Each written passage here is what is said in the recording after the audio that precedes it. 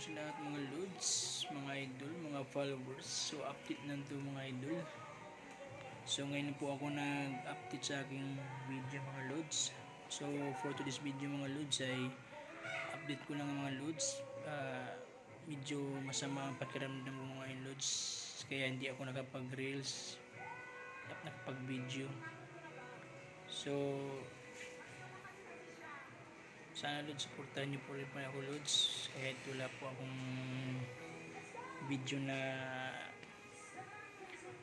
share po sa reels.